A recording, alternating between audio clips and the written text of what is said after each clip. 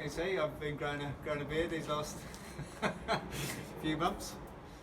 When you sent me the poems, well, originally years ago, I think they struck me then as just they'd been ideal for kind of to illustrate because they all had a kind of narrative and a very strong descriptive element to them.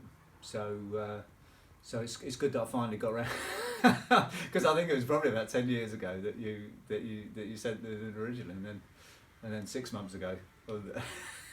So you just that's the thing with me. I think you just got to keep prodding me. I'll get there eventually.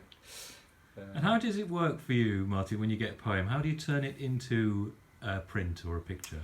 Well, the way I've done these, they've been screen printed. In my head, it was always an idea of just screen printing them. So I just jotted down some. I chose sort of half a dozen that really sort of jumped out of the page at me, or they just chime with you. And then I just did a few sketches. And as I say, because they're so well formed in terms of the visuals, everything was kind of it's kind of laid out for you in a way. But it's just so anyway. So I do the sketches, and then I think, and then I was thinking I was going to do them as like 2-3 colour screen prints, which is what my intention is always to do, a minimum amount of colours, but that always gets jettisoned as I go along. After the 5th colour, I'm thinking, well, that didn't quite work, did it? Doing a 3 colour print. So, well, hopefully I'll show you the results in a minute, and you can. See for yourself, and I'm working on the last one, on the potting shed one at the moment.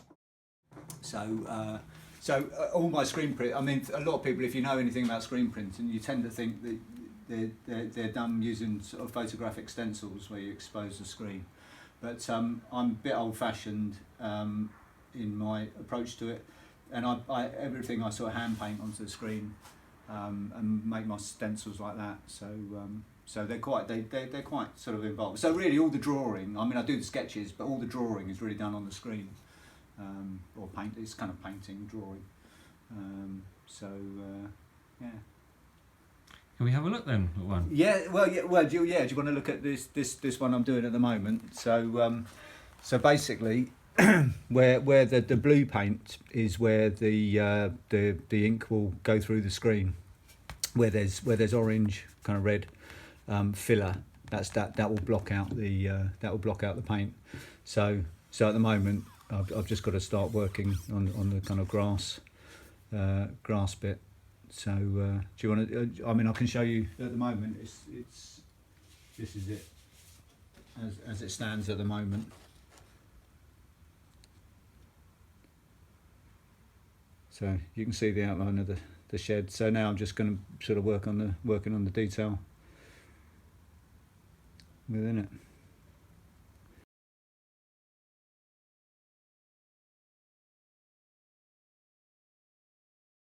I have an idea of what I want.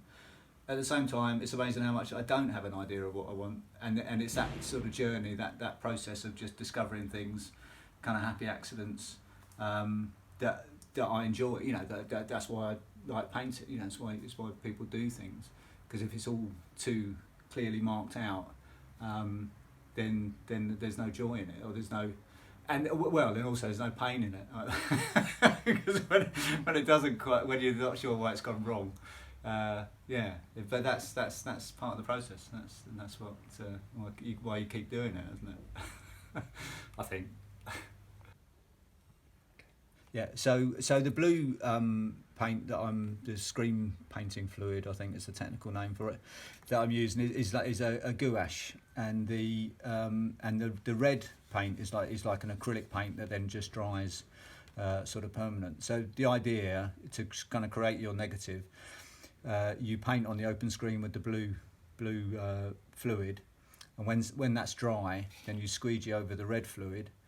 And then because that kind of dries permanent, then you can wash out the gouache, and then that kind of gives you your kind of negative.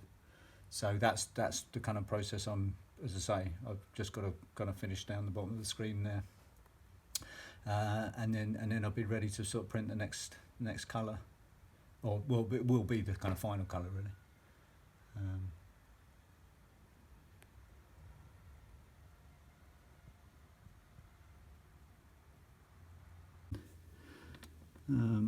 what have you, just to give things a bit more depth.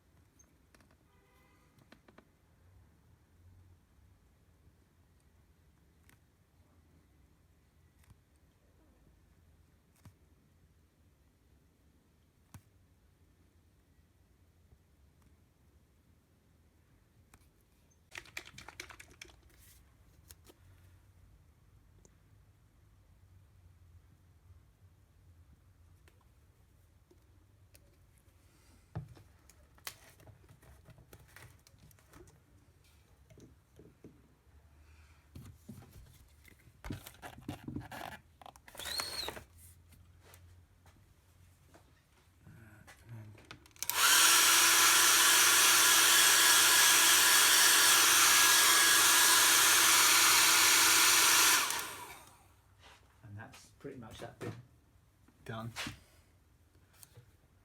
Really kind of. This is when you hope you've dried the red filler enough.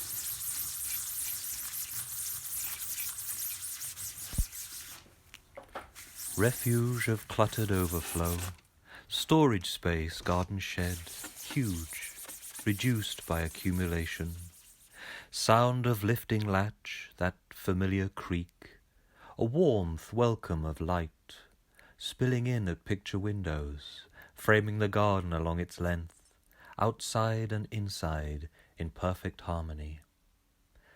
Old rusting nails in sloping beams support port and starboard paraffin lamps, fishing rods, rope, floats, wire, rough brick spilling mortar, thick festoons, black, matted cobwebs, dead and alive spiders, suspicious, folded like crushed rusting iron, lurking behind at window corners, trapping noisy flies, bouncing at the windows, repetition and the scatty bumblebee. Ivy invades inside from the corrugated roof, sending suckers soaring down windows and walls.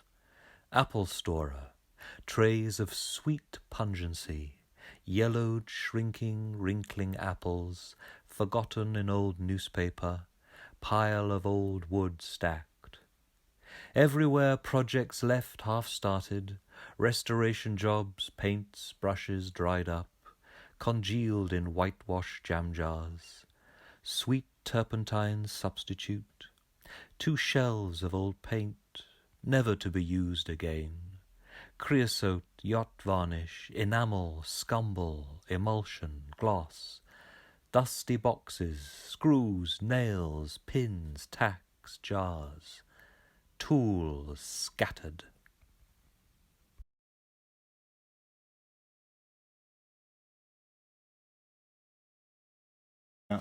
Over printing on stuff. So yeah, so the idea was originally just to, there's the original sort of sketch that I worked from.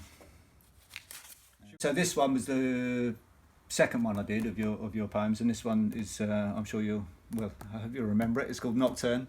Lovely poem about a couple walking through Hyde Park at night under a kind of full moon, coming across a statue and a fountain, and just it's a lovely kind of little kind of love poem really about a couple going off into the night and exploring their relationship and the night. So there again, it's something that I've over the years I've done a few kind of nocturne paintings myself, and it's a great tradition. It's great kind of English tradition. The walk through Hyde Park, fountain floodlit amongst rows of autumnal flanked trees, leaning in from their great height. We followed a preordained path that led us both clinging in darkness towards some perfect unison, as though we had stumbled upon an operatic stage set, waiting for our debut, for our drama to unfold. Your hair the colour of those leaves, like wedding confetti, whispering and falling around us. This was our time. You so nearly were mine, and London that night was ours.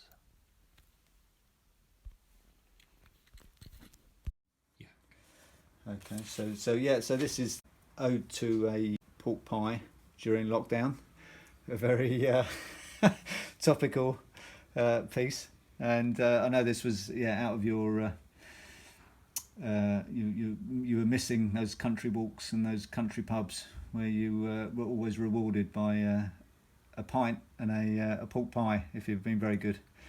And this was, I think, originally when you sent me the poems, and I sent you a sketch back of this one. I did immediately. I kind of liked the idea of the pork pie then being the kind of frame for the kind of South Downs, or was it the Seven Sisters sort of view. So I was quite pleased with the way that came out.